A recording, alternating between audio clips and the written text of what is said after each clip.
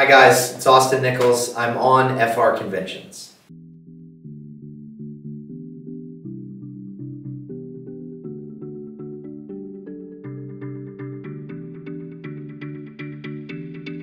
It's scary, you know, anytime you go on a show that's been up and running for a while, you know, it's scary because everybody knows each other. They have a way of working and you kind of gotta like be careful and figure it out, and you don't want to, you want to kind of fit in and sneak in and like just kind of do your job. And but everyone was really lovely to me on the show. I have a funny story about my first day. My first scene was the scene where I walk up on Lucas's porch and I say, hey, I'm Julian and I'm a producer and I want to option your book. And I was so nervous and it was so hot outside, I was sweating. I was just drenched and the shirt was all wet. We had to reshoot it. They called and they go, we have to reshoot your scene. They were really sweet to me and they said, we got to reshoot the scene. You were great, but your shirt, it was so hot outside. Your shirt, you know, it got all wet and all that stuff. And really it was also because I was so nervous. And I was just like dripping on my forehead. So yeah, I was definitely nervous and scared, but very quickly everybody made me feel comfortable and it was, you know, it was really not that hard.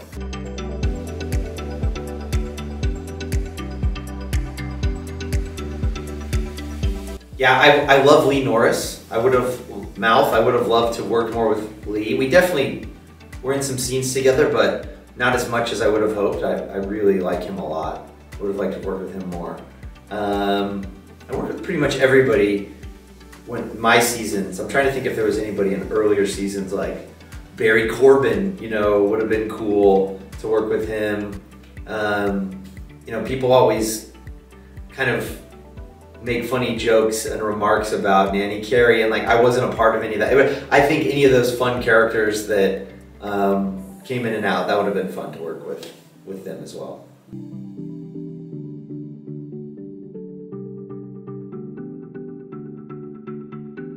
Oh my God, it was a dream. We had a blast, you know. Chemistry is hard and it's real, and like we had a thing that worked and the writers saw it and they could write to it, and it doesn't always work out, you know. Sometimes actors don't have that, and we were lucky to have it, and I feel lucky that Julian ended up being the guy for her, and it turned into such a, you know, a great job for me. And yeah, all good things, all positive, all love. Yeah, it's great.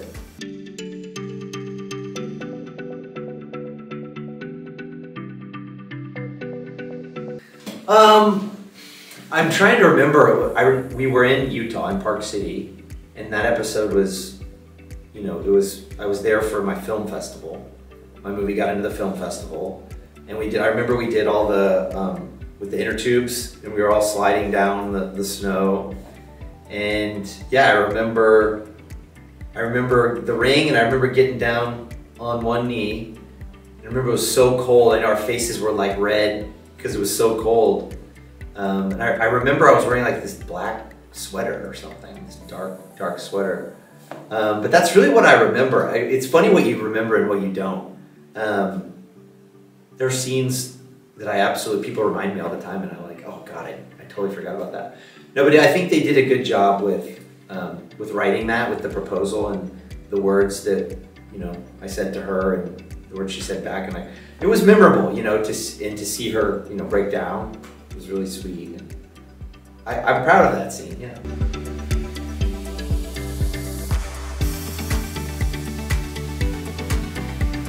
Yeah, no, I think it's helpful for men and women.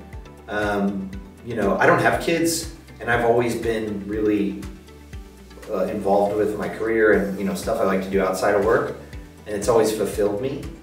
But I sometimes look at people with kids and who are also working, and I just go, oh my God, how do you do it? You know, it's incredible. And the way women can work and be mothers is mind-blowing to me. I'm in awe of so many people who do that. That's busy. It's very, very busy. My sister has 3 kids, and I mean, her life is just full, every day full, nonstop. And at the end of the day, she wants to lay down on the couch. And you know, it's super, super hard. So yeah, anytime shows or movies, I think, talk about something like that may help someone is very cool.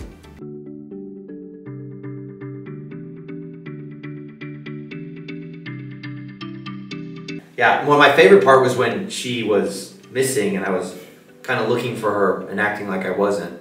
I think that was by the writers, that was a really good way of starting to bring Julian, make him more likable and relatable. Because when Julian showed up, he was dangerous, and you know, Peyton told the story of how they used to see each other in LA, and he's kind of not a great guy, he's a little dangerous, and worried about exploiting Lucas's book. So Julian showed up, he was scary, he was kind of a bad guy.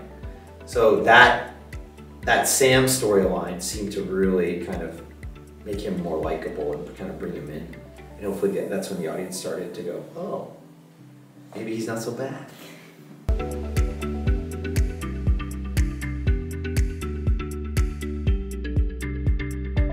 You know, Julian was he had a weird roller coaster of a journey. Because like I said, he started dangerous and a little evil, and then he became lovable. As Brooke and him were falling in love, I think he became lovable. And then he had a soft phase, the sensitive Julian phase, where, you know, he was talking about flowers and butterflies and he had a nerdy high five and all this stuff. So the guy changed a lot throughout the years. And as an actor, it's funny because you just get it in black and white in writing and you go, okay, and you just dive in and do it. But he didn't always make sense to me because he was kind of all over the place.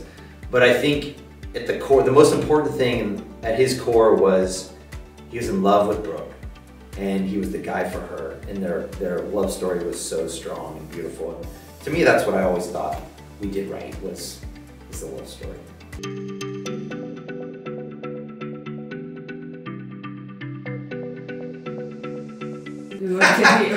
It means nothing. No, I just thought it was very exciting that they announced the possibility and that it's you know, it's in motion, but it's not for sure. So I just thought it was fun, and I just wanted to, you know, put out a funny little meme with the song. But yeah, I mean, like everybody's saying, we don't know for sure. We hope and it would be cool if it happens. And I think the fans agree. We'd all love to see more of it. So hopefully.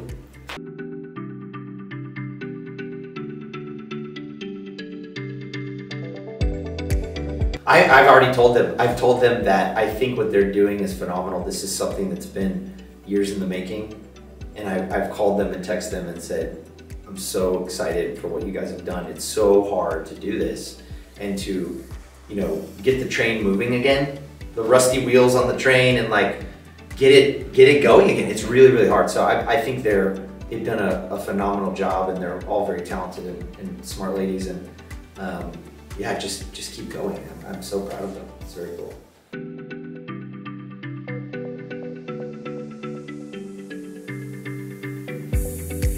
It's a great question. I'd love to explore that because I've never done something like this where all of a sudden all this time goes by and then you get to play the same character. So it'd be cool to see, you know, how he is as a father years later, a filmmaker or a writer, producer, director, TV, whatever it is he's doing. And, you know, how did that work with, you know, being a husband to Brooke, being a father to the twins, and having, like, how is that all working? And because, you know, in filmmaking and TV, you kind of have to be in LA or on location or wherever you are. So there's a lot to play with. Yeah, I think we could do something cool there.